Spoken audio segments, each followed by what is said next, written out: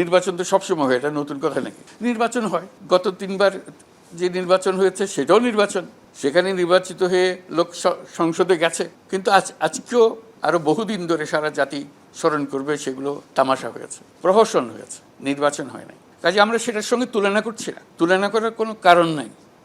যে কোনো সুস্থ মস্তিষ্কের মানুষ বলবে ওটা কোনো নির্বাচন তো নয়, এটা জাতির সঙ্গে প্রতারণা করা হয়েছে। এবং আজকে যেরকম তোমরা বিভিন্ন উপজেলাতে আছো, দায়িত্ব নিয়ে গেছো, সেখানে সেই নির্বাচনগুলো তো উপজেলা নির্বাহী অফিসার গিয়েছিল, তার দায়িত্ব পালন করেছিল, এই প্রতারণায় অংশগ্রহণ করেছিল, যেহেতু সেভাবেই পরিবেশটা তৈরি করা হয়েছিল প্রতারণার ভূমিকা দিয়ে। আজকে আমাদের সেই নির্বাচনের কথা আমরা বলছি না, আমরা বলছি এই নির্বাচন একটা ঐতিহাসিক নির্বাচন হবে, জাতির ইতিহাসে স্মরণীয় হয়ে থাকবে যে নির্বাচন, এমন নির্বাচনের কথা বলছি। কেন এটা ঐতিহাসিক হতে গেল? ঐতিহাসিক হতে গেল এই জন্য যে এটা অভ্যুত্থানের পরবর্তী নির্বাচন। অভ্যুত্থান মানে অতীতকে ফেলে দিছে, অতীতকে আর আমরা রাখতে চাই না, আমরা নতুন বাংলাদেশ নির্মাণ করতে চাই। এই নতুন বাংলাদেশ করতে হলে সেটা তোমাদের হাত দিয়েই আসবে, সেজন্য এটা ঐতিহাসিক। তোমরা বরাবরের মতো আর 5টা নির্বাচনের মতো গড়পড়তা নির্বাচনও করতে পারো, করলে এটা আর ঐতিহাসিক হবে না। জাতি সেই ইতিহাসটা ধরতে পারলো না, জাতির ভাগ্যে আর আসলো না। আমরা যে আমাদের পরবর্তী জেনারেশনকে একটা সুযোগ তৈরি করে দিতে যাচ্ছিলাম, সেটা আর আমরা দিতে পারলাম না, আমরা ব্যর্থ হলাম। এটা কেউ ক্ষমা করবে না আমাদেরকে, ইতিহাস ক্ষমা করবে না, আমাদের পরবর্তী বংশধররা ক্ষমা করবে না, এবং বর্তমান যে জেনারেশন যারা প্রাণ দিয়েছে এই অভ্যুত্থানের জন্য, তারাও কিছুতে ক্ষমা করবে না। আমরা তাদের ক্ষমা করবে কি করবে না সেটা আলোচনাতে যাব না, কারণ এটা আমাদের নিজস্ব সিদ্ধান্ত। আমরা এটাকে ঐতিহাসিক নির্বাচনে পরিণত করবই, এই দায়িত্ব আমরা সঠিকভাবে পালন করবই। আমরা যদি কাজ ঠিকমতো করি তাহলে সে নতুন বাংলাদেশ হবে, আর ঠিকমতো না করলে আর পুরানোর চক্করের মধ্যে আমরা থেকে যাব, খুনাখুনি করব, মারামারি করব, টাকা মারব, মানুষ ঠকাবো, সব কিছু পুরনো স্টাইলে যা যা হয় সেগুলো হতে থাকবে। আমাদের সুযোগ আছে এর থেকে বেরিয়ে আসা, সম্পূর্ণভাবে বেরিয়ে আসা, এবং সেই সুযোগ তোমার হাতে। তুমি করলে সে সুযোগ আসবে, তুমি না করলে সে সুযোগ আসবে না। আমি এখান থেকে যত চেঁচামেচি করি, যত সুন্দর সুন্দর কথা বলি, এতে কিছু আসবে যাবে না।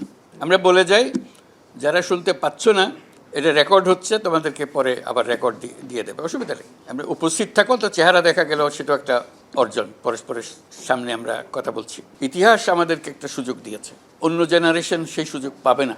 আজকে যে সুযোগ আমরা পেয়েছি, এই সুযোগ গ্রহণ করে আমরা কৃতিত্বের পরিচয় দিতে পারি, ইতিহাসের পাতায় আমাদের নাম লিখে দিতে পারি।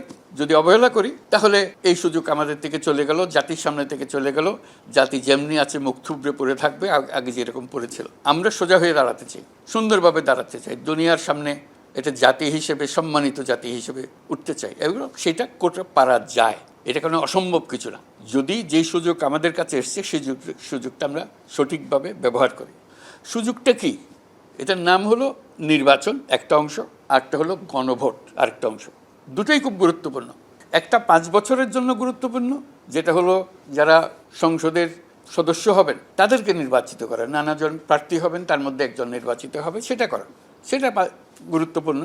সঠিক প্রার্থী যেন নির্বাচিত হয়, তার কোনো অসুবিধা না হয়, কোনো গোলযোগ না হয়, সুন্দরভাবে করে, সেটা খুব গুরুত্বপূর্ণ। তো আরেকটা গণভোট যেটা, সেটা 5 বছরের জন্য না, এটা 100 বছরের জন্য। 100 বছর এটা আমরা স্মরণ করবো যে ওই দিন যে আমরা করে দিয়েছিলাম, সেই জন্য 100 বছর ধরে এবং তার পরবর্তী সময়েও বাংলাদেশ পাল্টে গেল, স্থায়ীভাবে পাল্টে গেল। স্থায়ীভাবে পাল্টে দেওয়ার সুযোগ এখন তোমার আর আমার হাতে। আমরা যদি এটা করে ফেলি, এটা বাংলাদেশ পাল্টে গেল। এটার জন্য রাস্তা মিছিল করার দরকার নেই, এগুলো সব হয়ে গেছে। রক্ত দেওয়ার দরকার নেই, সেটাও হয়ে গেছে। যা যা হবার সব হয়ে গেছে। এখন মুহূর্তটাকে ব্যবহার করা, 100 বছরের জন্য বাংলাদেশকে মজবুত রাস্তায় রওনা করে দেওয়া। আমরা নতুন বাংলাদেশ বানাচ্ছি, সেটার পিলার তৈরি করা, সেটার দেয়াল তৈরি করা, সেটার ভিত তৈরি করা এই নির্বাচন যদি আমরা ঠিকমতো করতে পারি গণভোটের মাধ্যমে, তাহলে ওই ভিতটা তৈরি হলো। এটা হলো 100 বছরের জন্য ভিত, আর হলো 5 বছরের জন্য সংসদ। ওটাও গুরুত্বপূর্ণ, কারণ ওদেরও হাত লাগবে। এই গণভোটের যা ফলাফল আসলো সেটাকে বাস্তবে রূপান্তরিত করার জন্য তাদেরও ভূমিকা লাগবে। কাজে সেখানেও যদি আমরা গলত করে ফেলি, তাহলে ওটা তো আবার গোলমাল হয়ে যাবে। 100 বছরের জন্য যেটা আমরা করছি সেটা তো গোলমাল দেখা দেবে। কাজে আমাদের কাজ হলো দুটাতেই আমরা গুরুত্ব দেব। নির্বাচনের জন্য গুরুত্ব দেব, যেটা 5 বছরের নির্বাচন, সৎ প্রার্থী আসুক, এটা আমরা চাই, সেটা জনগণের বিচারের বিষয়। আমরা চাই যে শান্তিপূর্ণভাবে যেভাবে ভোট দিতে চাই সেভাবে ভোট দেয়। কাকে ভোট দেবে সেটা আমাদের বিবেচ্য বিষয় নয়। আমরা সুযোগটা তৈরি করে দেবো, শান্তিপূর্ণভাবে আসবে। সে বৃদ্ধা মহিলা যদি আসে সেও শান্তিপূর্ণভাবে দেবে, পা খোড়া মানুষটা যদি আসে সেও শান্তিপূর্ণভাবে দেবে, অন্ধ যে আসে সেও শান্তিপূর্ণভাবে দেবে, সঠিকভাবে দেবে। আর যে যেখানেই যখনই আসে, আর যারা প্রথমবারের মতো ভোট দিচ্ছে তারা শান্তিপূর্ণভাবে উৎসব সহকারে দেবে। তোমার হাতে নতুন বাংলাদেশ জন্ম লাভ করবে। শিশু যেরকম জন্ম লাভ করে, তার একজন ধাত্রী লাগে, ধাত্রী ভালো হলে সুন্দর জন্ম লাভ হয়, কোনো অসুবিধা হয় না। একটা সুস্থ শিশু জন্ম লাভ করে, সবাই আনন্দ পায়, তার সুস্থ শিশু জন্ম লাভ করেছে, দীর্ঘজীবী হবে হিসেবে। আর ধাত্রী যদি গোলমাল করে, ওই চিরদিনের জন্য শিশুটা বেকল হয়ে গেল, মাও কষ্ট পেলো, সেও কষ্ট পাবে, সারা জীবন কষ্ট পাবে।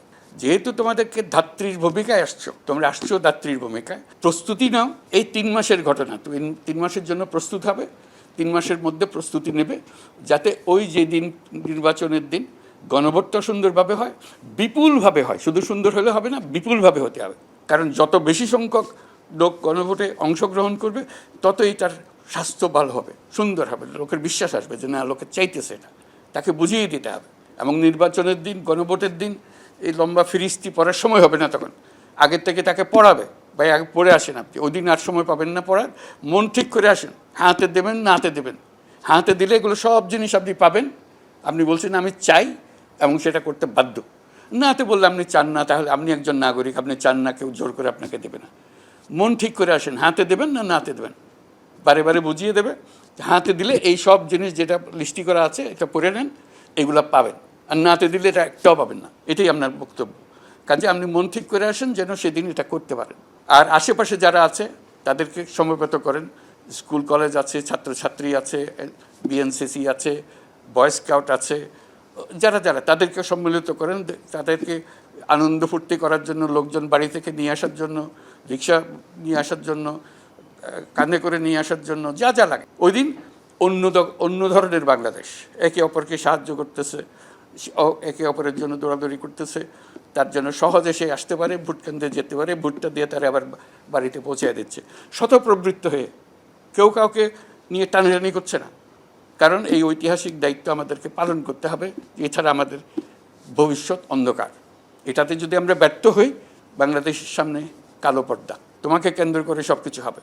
কাজেই সেই কেন্দ্রবিন্দু হতে হলে ওদের সঙ্গে যোগাযোগগুলো আগের থেকে ফয়সলা করে ফেলতে হবে, নিজেদের মধ্যে বৈঠক করে, এবং তোমার যারা সহকর্মী আছে অন্যান্য উপজেলাতে আছে তাদের সঙ্গে পরামর্শ করে, যাতে করে একটা সুন্দর নির্বাচন এবং গণভোট, স্মরণীয় গণভোট হতে পারে, এবং সবাই আসতে পারে। আসা যাওয়ার রাস্তাঘাট পরিষ্কার আছে কিনা, এখানে কোথাও বাধার সৃষ্টি করতে পারে কিনা, সেসব জায়গাতে স্পেশাল অ্যাটেনশন দেওয়া, যেখানে যেন কোনো প্রয়োজন, এই ঘাট পার হইতে হবে, ওইখান দিয়ে নদী পার হইতে হবে, কি খাল পার হতে হবে, কি করতে হবে, আগের থেকে ঠিক করা, সেখানে লোকজন থাকবে সাহায্য করার জন্য। অর্থাৎ এটা উৎসবমুখর হতে হবে, যেন যা কিছু করছে, যা কিছু ঘটছে আনন্দমুখর হয়। কেউ পিঠে করে দাদিকে নিয়ে আসবে, তাকে সহযোগিতা করা, যাতে সে কষ্ট না পায়, দাদি কষ্ট না পায়, দাদিও স্মরণীয় হয়ে থাকে, তার হয়তো বলবো যে আমি এই শেষ ভোট দিয়ে গেলাম, আমি এটা মনে শান্তি পাবো যে এটা করতে পেরেছে। অথবা তার সঙ্গে ছোট্ট বাচ্চা কাচ্চা আসতো, তারা সঙ্গে থাকলো, বাচ্চা কাচ্চারাও আসবে, তারা যেন শেখে এটা দেশের নির্বাচন কিভাবে হয়, যাতে কিভাবে কদম বাড়িয়ে সামনের দিকে যায়, সেটা খেয়াল করার জন্য ওদেরকে উৎসাহিত করবে, আসুক তারা, দেখুক, কিন্তু উৎসবমুখর, কোনো রকমের টেনশন যাতে কোথাও না হয়। আমরা খোঁজ নেব, শুধু খোঁজ নেব যে তোমার একটা উৎসবমুখর অবস্থায় আছে নাকি এখানে গোলমালের সম্ভাবনা দেখা যাচ্ছে, এইটুকু। যদি বলো উৎসবমুখর, তোমার সঙ্গে আর আমার কথা বলার দরকার নেই, তুমি নিজেই করতে থাকবে। যদি কোনো কিছু প্রয়োজন হয় যোগাযোগ করবে, এখানে সমস্ত কিছু যোগাযোগের সুবিধা আছে। কাজে এই হলো আমাদের বিষয়, এই ঐতিহাসিক দায়িত্ব যাতে সঠিকভাবে আমরা পালন করতে পারি, এটা যাতে আমাদের স্থানীয় প্রস্তুতির যাবতীয় জিনিস এই 3 মাসের মধ্যে করে ফেলতে হবে। আজকেই তফসিল ঘোষণা হয়ে যাবে, অথবা আগামীকাল হবে, এর মধ্যে তুমি তারিখগুলো জেনে যাবে। তোমার নিজের ক্যালেন্ডার তুমি নিজে ঠিক করে ফেলো, প্রথম দিন কি, আজকে কি করবে, আজকে তোমার কি এই আলাপের পরিপ্রেক্ষিতে তোমার কি ডিসিশন হলো, নিজের ডিসিশন, নিজের জন্য নোট নিয়ে নেবা যে আমি এই করবো, এই আগামীকালে এই করবো, পরের দিন এই করবো। তো এই আজকের থেকে নির্বাচনের দিন পর্যন্ত প্রতিদিনের করণীয় সম্বন্ধে তুমি একটা তালিকা বানিয়ে ফেলো, যে তালিকা ধরে ধরে তুমি অগ্রসর হবে। তুমি একা অগ্রসর হলে হবে না, তোমার টিমকে অগ্রসর হতে হবে। তুমি যেমন আমার টিমের অংশ, তোমার টিমের অংশ যেটা আছে সেটাকে তুমি প্রস্তুত করবে, এই টিম আমার এই তোমাকে ইনস্ট্রাকশন দিলাম, এটা লিখে রাখো, এটা আমাকে 2 দিনের মধ্যে রিপোর্ট করতে হবে, এটা দিলাম, এটা আমাকে একটা ছবি পাঠাতে হবে, এটার অবস্থা কী, এই যারা কেন্দ্র করছে কোন কেন্দ্র ঠিকমতো তৈরি হচ্ছে, ভোট কেন্দ্র কোনটার গোলমাল হচ্ছে আমাকে জানাবে। আমি এটা আমরা যেরকম কল সেন্টার করছি, তুমিও তোমার কল সেন্টার করে ফেলবে যোগাযোগের জন্য, তুমিও তোমার প্রস্তুতি কন্ট্রোল রুম ঠিক করবে, কার একজনকে দায়িত্ব দেবে এই কন্ট্রোল রুমের, যে অর্থাৎ রাষ্ট্রীয় পর্যায়ে যা যা হচ্ছে তুমি রাষ্ট্রের অংশ হিসেবে তোমার অংশ সেটা করে ফেলবে। আর কোনো প্রশ্ন থাকলে অবশ্যই যোগাযোগ করবে, যাতে এটা আমরা সমাধান করতে পারি।